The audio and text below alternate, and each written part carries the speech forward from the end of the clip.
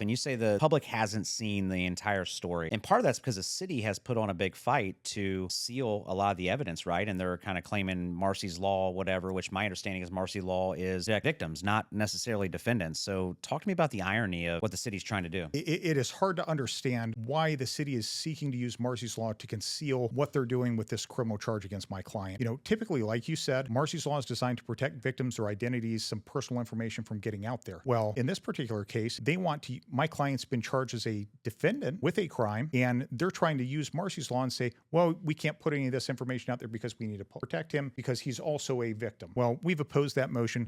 There can be a lot less restrictive means to protect somebody's information. Redact their social security numbers, redact their telephone numbers, redact their address. Any court proceeding, and especially this one, needs to be open to the public so that they can see what's really going on in the case, especially in light of all the misinformation regarding the videos that are out there. Have you guys had a case on that or a hearing on the motion to get the evidence out there yet? The hearing happens next week down in the Cincinnati Municipal Court. Okay. So we've opposed it by brief, and we're going to have that fight in front of the judge next week. Yeah, well, I hope that goes well for you because, I think when we look at communities and when there's viral moments that just get out there and they take off, whatever the incident might be, I don't know that it always necessarily helps when, like, for example, a police agency, they come right out the day after and release the entire body cam or the entire footage. Sometimes that causes a little bit more harm than the other because, for whatever reason, emotions are still high. But in a case like this, you would want to see that full video right off the bat instead of just painting a small little picture, right? But so what do you think the city's afraid of? I think the city's afraid of some of the truth coming out. I think that the detectives investigating the felony crimes had good reason to withhold the tape during the course of their investigation. There were a lot of people that need to be identified during that time. They didn't,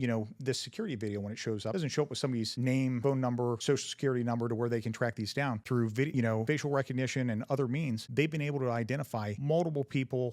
They're still trying to identify a couple at this point, but the security footage in this, it's some of the best I've ever seen. Very clear, can be zoomed in on, and they've been doing a great job in identifying who these thugs and felons are that did the beating. The saddest part about this as well is the number of people that sat around with their cell phone cameras. I mean, there were 10, 15 people probably, I haven't had a chance to count them yet, sitting around with their cell phone cameras, recording these beatings, encouraging it, and doing nothing to stop it or to help these people that were desperate for help.